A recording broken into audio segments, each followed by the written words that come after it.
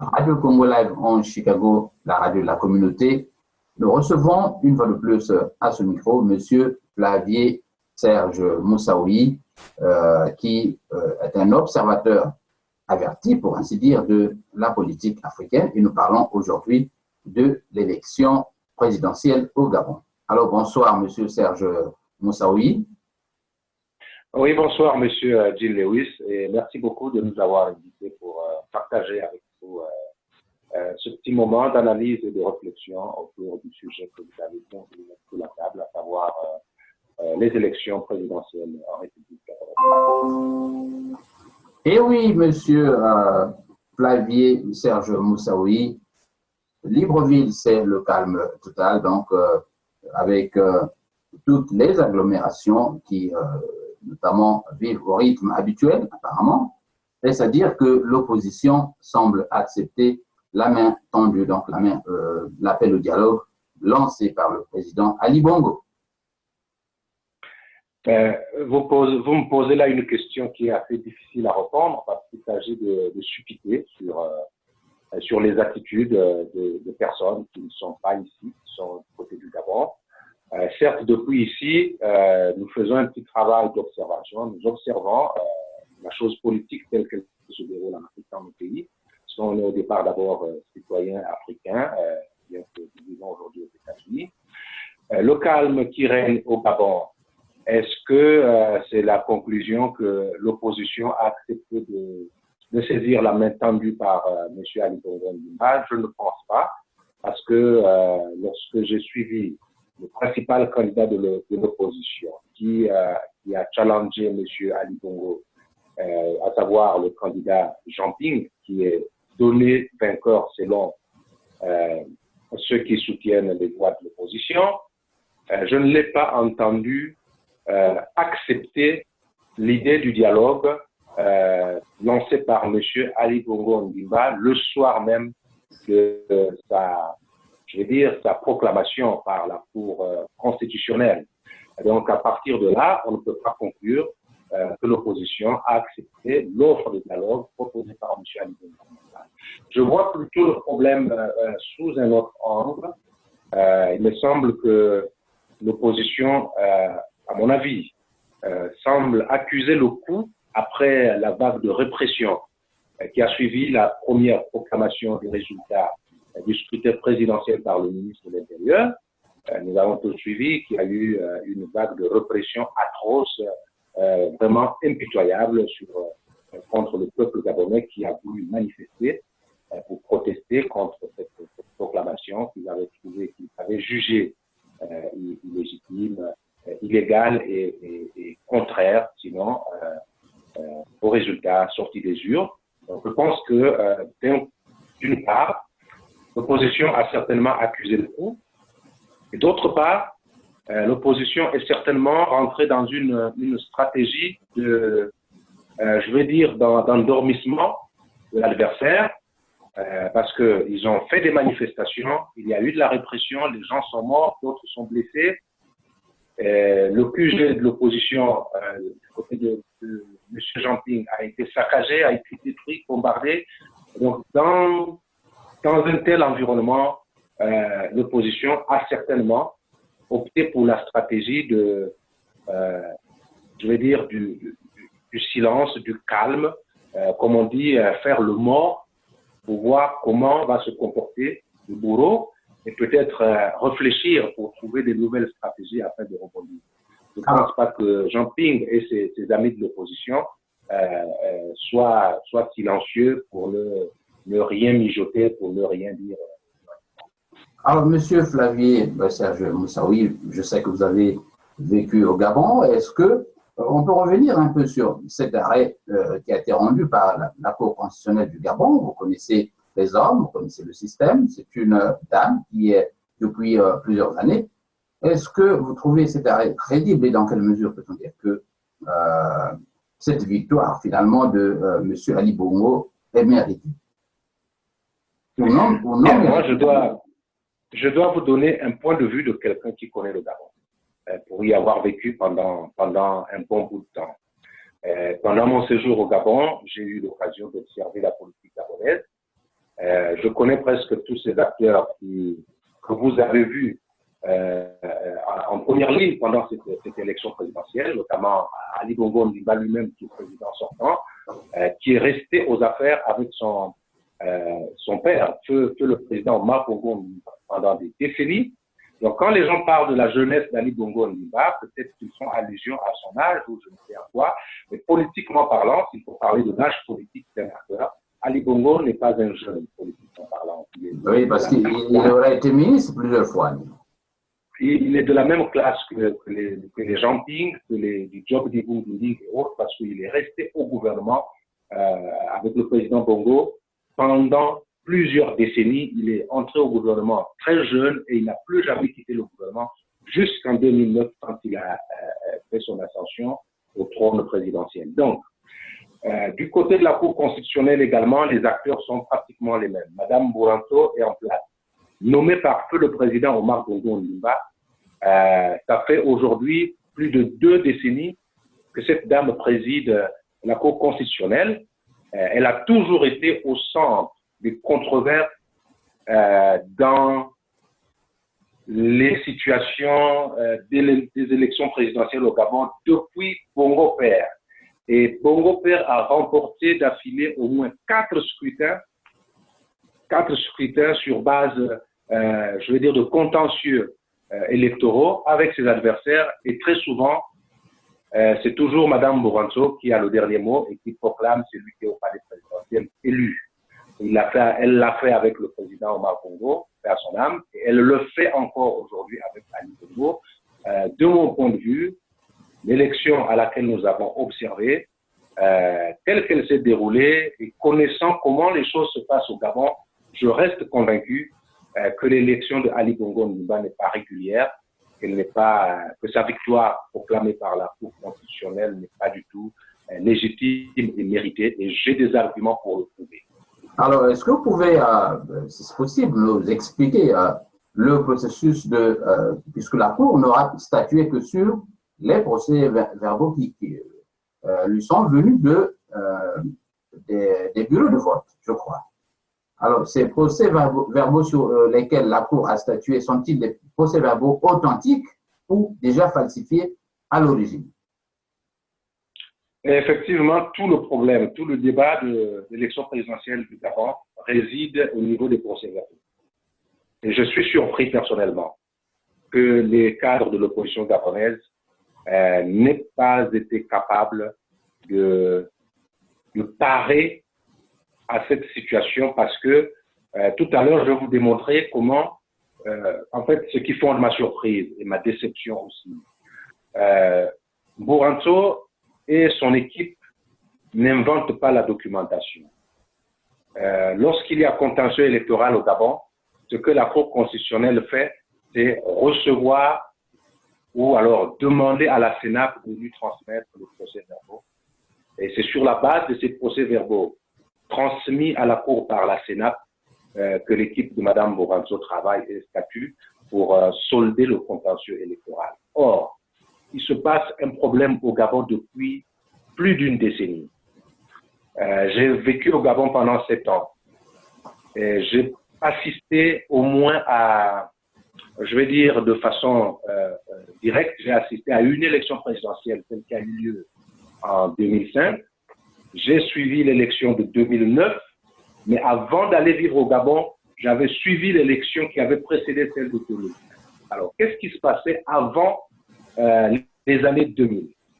Avant les années 2000, la loi électorale gabonaise ne donnait pas assez de place à l'opposition. C'est le gouvernement qui organisait les élections, il s'occupait de tout, et à la fin, le président Bongo était toujours proclamé élu. Alors, après l'élection qui avait précédé celle de 2005, donc la dernière élection des années 1990, l'opposition a mené le combat pour obtenir un certain nombre d'acquis dans le processus électoral. Ce combat qui fut mené par Pierre Mamboundou et ses compères de l'opposition de l'époque avait permis à l'opposition d'obtenir au moins 2 choses essentielles et importantes. Et la première, c'est que les élections ne soient plus organisées par le gouvernement, Et alors, il y a eu la création de ce qu'on appelle aujourd'hui la CENAP. Et la CENAP, au départ, était créée pour être une commission indépendante. Et pour marquer son indépendance, la partie présidentielle, donc le pouvoir de l'époque, et l'opposition s'étaient accordés pour que la CENAP soit dirigée tant au niveau national qu'au niveau provincial par des magistrats. Et le président actuel de la CENAP, M. Abogué, est là. Et au départ, un magistrat, nommé par le président Bongo pour diriger cette commission. Mais au Gabon, la chose politique, le domaine politique est régi par la corruption. Et ça, personne ne peut le nier aujourd'hui. Alors, d'année en année, les magistrats qu'on a placés à la tête de la CENAP et de ses démembrements dans les provinces sont tombés dans la corruption. Au lieu d'être des magistrats au service de la nation, ils sont maintenant des magistrats au service du pouvoir. Alors, la deuxième chose que l'opposition avait obtenue, c'était le principe d'une repartition, si vous voulez, des procès-verbaux sortis des bureaux de vote entre les différents candidats à l'élection. C'est-à-dire, la loi a permis que chaque candidat à l'élection présidentielle puisse avoir accès à une copie du procès-verbal, bureau de vote par bureau de vote. Mais là aussi, ce n'est pas à l'administration électorale de venir remettre le procès-verbal au candidat qui s'assoit chez lui. Mais le procès-verbal est signé dans le bureau de vote en présence de tous les assesseurs et représentants des candidats et une copie est remise à chaque représentant des candidats. C'était une avancée parce que ça permettait à l'opposition de rentrer en possession des résultats électoraux sortis des urnes, bureau de vote par bureau de vote. Et dans cette disposition, il est prévu que les résultats doivent être proclamés publiquement dans le bureau de vote avant la transmission des procès-verbaux au bureau de la Sénat. Et donc, il y a des proclamations qui se font au niveau de chaque bureau de vote. Voilà. Ces dispositions ont été obtenues par l'opposition, mais malheureusement, le pouvoir en place, depuis l'époque du président Bongo Ndimba, le père, avait réussi à créer un dispositif de fraude qui fait que le parti au pouvoir, le PDG, arrive à truquer l'élection présidentielle, soit dans le bureau de vote, soit entre le bureau de vote et le siège de la commission. Alors, lorsque l'opposition n'a pas de représentant dans un bureau de vote, ça c'est ce que j'ai observé personnellement au Gabon. Lorsque l'opposition n'a pas un représentant dans un bureau de vote lambda, le PDG qui est parti au pouvoir, qui utilise donc les moyens de l'État pour s'organiser, pour se structurer et s'implanter, arrive à avoir des représentants dans tous les bureaux de vote du Gabon, quel que soit leur nombre. Dès qu'il y a un candidat de l'opposition, ou bien le candidat majeur de l'opposition, qui manque d'être représenté dans un bureau de vote, le PDG fait le bourrage des urnes dans ce bureau de vote. Donc, il se donne un avantage déjà sur les voix. Et à ce niveau, le procès verbal qui sortira de là sera authentique parce qu'il est signé, il est visé, mais il portera des résultats qui sont faux. Ça, c'est un niveau de la fraude. Deuxième niveau, quand les procès-verbaux à l'époque n'étaient pas donnés aux candidats de l'opposition, le PDG avait une stratégie de créer des procès-verbaux parallèles dans ses laboratoires. Et il faisait un échange de procès-verbaux entre le bureau de vote et le siège de la commission, parce que les procès-verbaux doivent aller au siège de la commission pour la compilation des résultats. Alors Oui. Vous semblez dire que ces gens viennent avec des procès-verbaux déjà établis sous les manteaux. Exactement. Le PDG a la stratégie de créer des procès-verbaux parallèles et lorsqu'ils ont la possibilité de les échanger au bureau de vote, ils le font sans problème. Et lorsqu'ils n'ont pas la possibilité de les échanger au bureau de vote, ils tentent de faire le jeu au niveau de la Commission nationale à Libreville, donc à la Sénat nationale à Libreville. Et on parlait même à une certaine époque de la Sénat contrôlée par le parti au pouvoir qui scannait les signatures des représentants de l'opposition pour mettre sur leurs procès-verbaux parallèles. Bien, ce qui s'est passé cette année, c'est quoi? C'est que l'opposition a réussi à verrouiller le système dans toutes les provinces, d'abord, à l'exception d'une seule province. Et c'est ce qui explique mon étonnement, ma surprise et ma déception. Ils ont réussi à empêcher les changements de procès-verbaux dans toutes les provinces, sauf dans une seule, la province du Haut-Ogooué, dont est originaire M. Ali Bongo Ondimba. Alors, ce qui s'est passé dans le Haut-Ogooué cette année, et c'est ce qui explique aujourd'hui ce que nous vivons, c'est que l'opposition a plus ou moins péché. L'opposition a péché en désignant dans la Sénat du Haut-Ogooué des représentants qui n'ont pas été capables de résister à la corruption. La corruption, oui. Voilà. Et donc, les informations en notre possession font état de ce que le Haut-Ogooué a été la toute dernière province à transmettre les procès-verbaux à Libreville. Le Haut-Ogooué a été l'une des rares provinces où le gouverneur n'a pas publié les résultats tels que la loi l'exige. Comme vous avez vu sur les réseaux sociaux, les ambassadeurs et les consuls gabonais publier les résultats dans les chancelleries où la diaspora gabonaise a voté, c'est de la même manière que les gouverneurs de province au Gabon sont, je veux dire, prescrits par la loi de pouvoir rendre public les résultats avant de transmettre les procès-verbaux à Libreville. Or, pour cette élection, le gouverneur du Haut-Ogooué a refusé de faire cette publication des résultats. Ça pose problème. Ça veut dire qu'il y a des résultats qui sont sortis des bureaux de vote, qui sont authentiques, que le gouverneur n'a pas rendu public.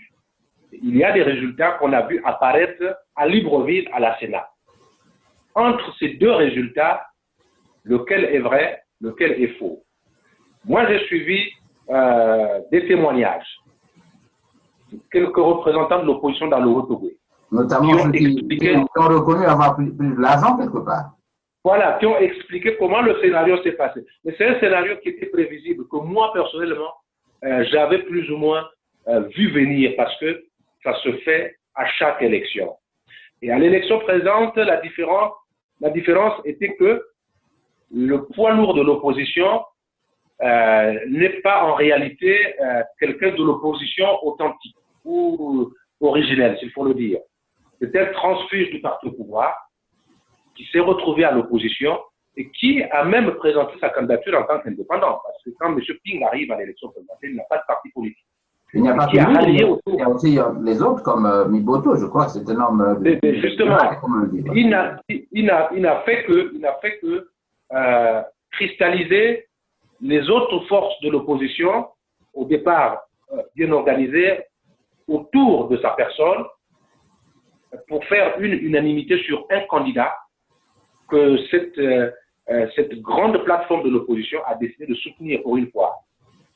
Et le départ était bon, mais ils ont péché à la fin en ne parvenant pas à empêcher la tricherie dans le Haut-Ogooué.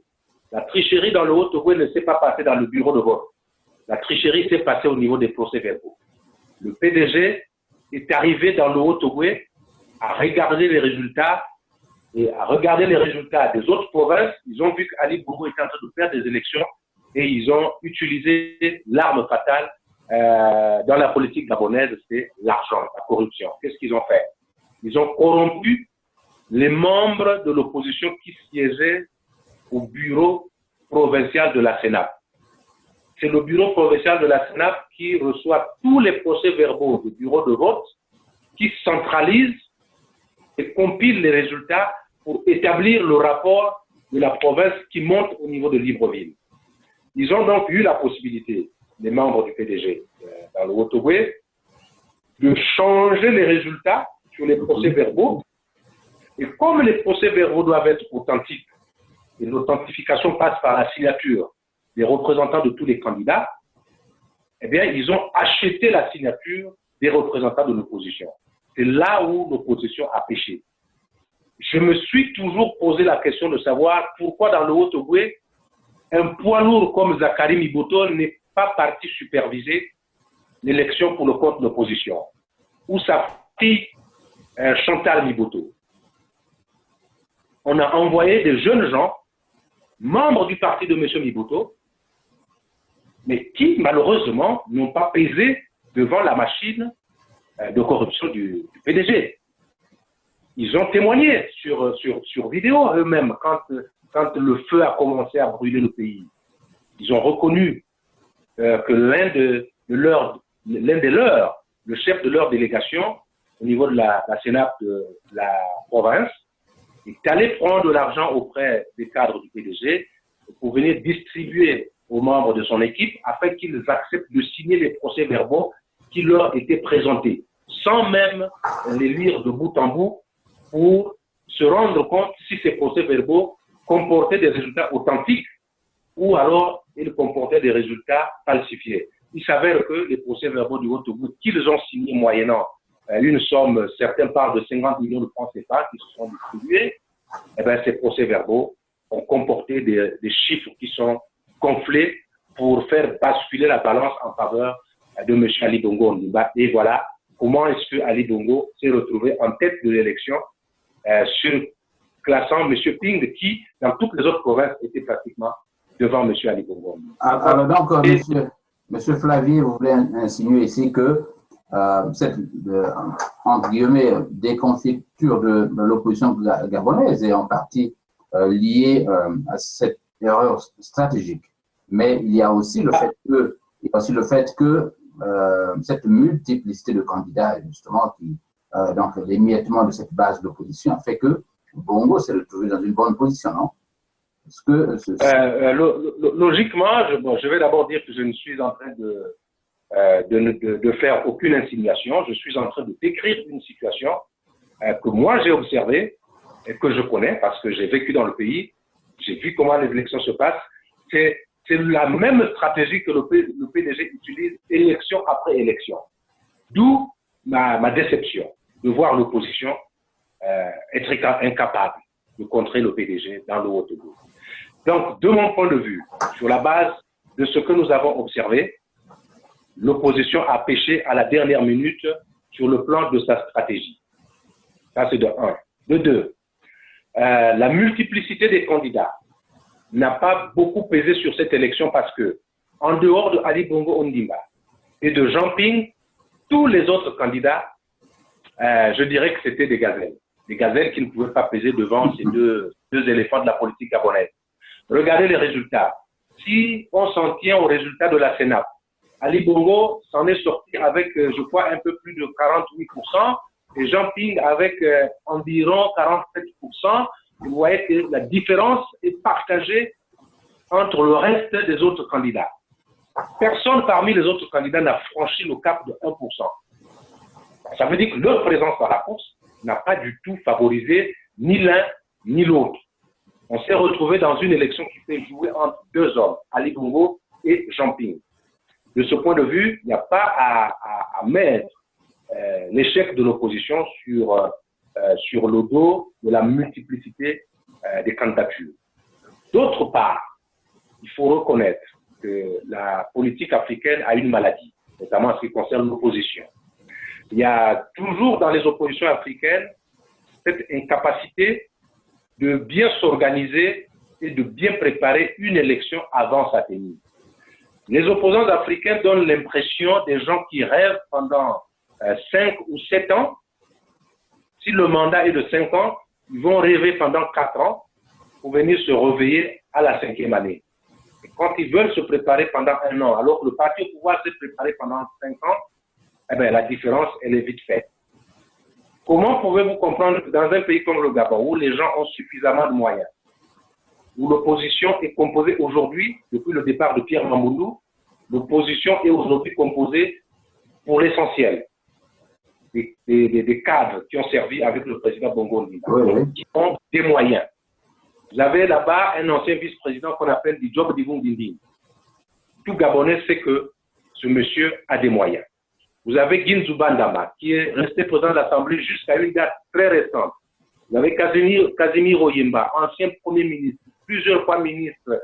Il a même été dans les institutions africaines pour le compte du Gabon. Dans, je crois, à la BAD, ou je ne sais pas quelle banque africaine. À la BEAC, je pense. Vous avez lui-même Jean Ping, qui vient de perdre les élections, qui a été plusieurs fois ministre. Il a même présidé l'Assemblée générale des Nations Unies. Il a été président de la Commission de l'Union africaine. Donc, en termes de moyens, les Zakari Miboto, les René Ndemezo Obiang, tous ces cadres de l'opposition gabonaise, c'est des gens qui ne manquent pas de moyens. Mais comment comprendre que toute cette brochette d'hommes politiques chevronnés, formés à l'école du PDG, M. Zakari Miboto a dirigé le PDG pendant des décennies. Il n'a démissionné du PDG qu'à la veille des élections de 2005.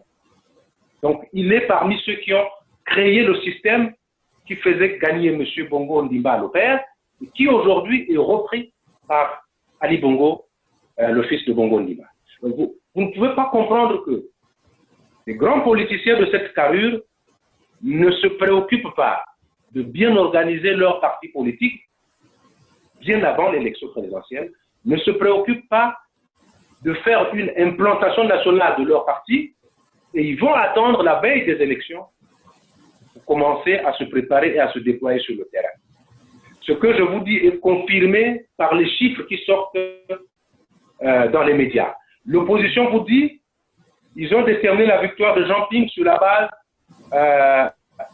d'un peu plus de 175 ou 174 procès-verbaux. Oui. Entre-temps, le total du nombre de procès-verbaux était élevé à 290, 292 ou 296. Mais ce gap est représenté par quoi? Comment se fait-il que les opposants qui partent à l'élection présidentielle, une élection au cours de laquelle le procès-verbal est donné aux représentants des candidats dans le bureau de vote, que cette opposition puisse se retrouver avec un déficit de procès-verbaux? Cela veut simplement dire qu'il y a eu des bureaux de vote dans lesquels l'opposition n'a pas été représentée. Oui. Parce que pour être représenté dans un bureau de vote dans une localité, il faut avoir des structures dans cette localité. Ce sont les représentants du parti dans les structures de base qui sont désignés pour représenter le parti au bureau de vote. Mais vous avez une opposition qui n'a pas pris le temps de se structurer dans toutes les localités du Gabon, là où ils étaient censés voir des bureaux de vote ouvrir, et qui s'est retrouvé avec un déficit de représentants dans les bureaux de vote. Et automatiquement, ils ont un déficit de procès-verbaux à leur possession. Et ces procès-verbaux qui manquent sont ceux des bureaux de vote où ils n'ont pas eu de représentants. Et c'est aussi dans ces bureaux de vote que le parti commence par faire le bourrage des urnes, avant même qu'on ne fasse le dépouillement. Donc le dépouillement se fait sur la base des bulletins qui sont bourrés par le PDG et dans lesquels vous retrouverez un 100% Ali Bongo Ondimba. Ça, c'est une maladie que moi je trouve qui tend à devenir comme une endémie des oppositions africaines, parce que c'est les mêmes choses que vous allez déplorer dans un pays comme le Congo, que vous allez déplorer peut-être en Côte d'Ivoire demain, et que vous allez voir se reproduire en RDC demain, ou dans un pays comme l'Angola ou tous les pays de l'Afrique centrale. Ce sont les mêmes maladies qui gangrènent les oppositions. Alors, mêmes erreurs stratégiques, même incapacité d'organisation et de structuration, et les résultats au finish sont ceux que nous sommes en train de déplorer aujourd'hui. Alors, Monsieur Flavie Moussaoui, je rappelle que nous recevons à ce micro du journal La Communauté Flavie Serge Moussaoui, qui est un connaisseur de la politique gabonaise et qui parle des élections, notamment du verdict qui a été rendu par la Cour constitutionnelle du Gabon. Alors, on sait que ce verdict est sans recours, donc un nouveau mandat, je crois, de 5 ans pour le président Bongo. 5 ans, de 7 ans. De 7 ans, voilà. 7 ans. Est-ce que vous pensez que, parce que du point de vue de la communauté internationale, nous avons appris que ce verdict de la Cour constitutionnelle n'a pas du tout dissipé les ondes d'ombre qu'il y avait déjà sur ces résultats. Alors, vous pensez excusez-moi, le président Bongo aura la possibilité de diriger pacifiquement ce pays? est-ce qu'il a les moyens justement pour s'imposer pour les 7 prochaines années comme président de la République du Gabon? Bien, moi je pense que avec tout ce que nous avons vu et que nous voyons aujourd'hui se faire, moi j'ai écouté les réactions de la fameuse communauté internationale. Vous me permettrez de la qualifier de fameuse parce qu'elle ne rassure plus, les peuples africains. Moi je vous dirais que si les Gabonais comptent sur la communauté internationale pour changer la donne au Gabon, ils sont en train de se leurrer et ils sont encore partis peut-être pour un quart de siècle de pouvoir d'Ali Bongo Ondimba, comme son père a fait, je pense, une quarantaine d'années de pouvoir. Le destin des peuples africains se trouve dans les mains des Africains eux-mêmes. Moi, je suis congolais, j'ai vu ce qui s'est passé dans mon pays, j'ai vu les tergiversations de la communauté internationale, j'ai vu comment M. François Hollande ne parler que du cas de la France, qui est le partenaire numéro 1 des pays d'Afrique centrale dans tous les domaines, y compris le domaine politique. Comment les tergiversations de François Hollande ont permis à M. Sassou Nguesso, 1, de changer la constitution du pays, 2, de massacrer le peuple congolais pour faire un passage en force, et 3, de se proclamer président de la République dans une élection qu'il aurait perdue. Le scénario congolais, c'est ce qui vient de se faire au Gabon, à quelques exceptions. La communauté internationale laisse le dictateur faire. Il lance quelques discours que je qualifie moi de timides et de complaisants. Le dictateur s'impose, massacre son peuple. Au finish, il s'impose. Il s'impose et il gouverne. Et la même communauté internationale finit par le recevoir. Alors, comment voulez-vous qu'on puisse croire que la communauté internationale va empêcher Ali Bongo de gouverner si aucun pays de l'Union européenne, si aucun pays du continent américain n'a pris de sanctions contre le régime de Ali Bongo Ondimba? Voyez-vous? Donc, le processus de reconnaissance de ce régime, à mon avis, ne fait que commencer. Nous serons demain surpris et déçus de voir que tous ces pays qu'on appelle aujourd'hui communauté internationale finiront par reconnaître Ali Bongo Ondimba et vont l'aider à accomplir son septennat. La situation du Congo est suffisamment éloquente pour nous donner des enseignements là-dessus. Qu'est-ce qu'on n'a pas dit de M. Sassou Nguesso quand il a violé la Constitution de 2002 en appelant le peuple à un référendum pour changer la Constitution, c'est-à-dire enlever une Constitution qui était en place, la mettre de côté et la remplacer par une nouvelle Constitution qui est alors taillée sur mesure. Qu'est-ce qu'on n'a pas entendu dire en France? Et nous voyons quoi aujourd'hui? À quoi assistons-nous aujourd'hui? M. Sassou Nguesso est reçu en France, quand il veut s'y rendre, le gouvernement français ne dit mot. Donc moi je pense que pour changer la donne en Afrique, de manière générale, et au Gabon en particulier, la responsabilité incombe au peuple africain et pour le cas d'espèce au peuple gabonais. C'est aux Gabonais de décider de ce qu'ils feront demain de leur pays.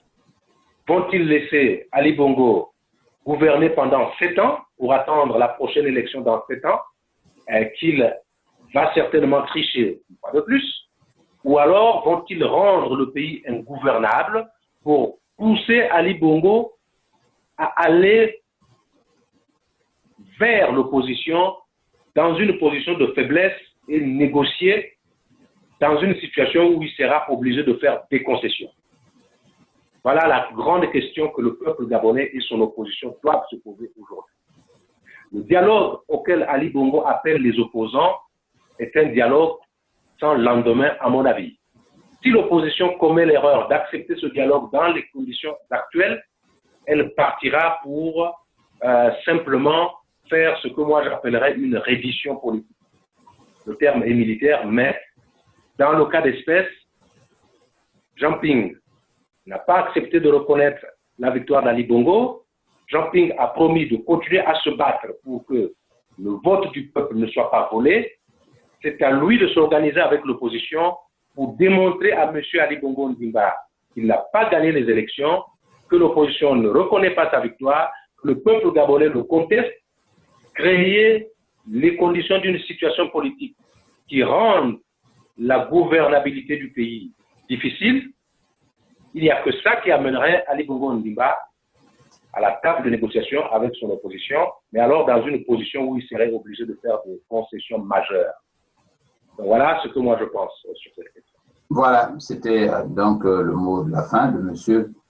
Flavier Serge Moussaoui, qui est un Congolais de la République du Congo et qui est au Colorado. Merci Serge Flavier d'avoir accepté notre invitation et à la prochaine occasion. C'est moi qui vous remercie, M. Dean Lewis, de l'occasion que vous nous avez donnée de pouvoir scruter la situation de l'élection gabonaise. Un pays, je rappelle, avec lequel j'ai des attaches très solides et que je connais parfaitement. Merci. À bientôt. À bientôt.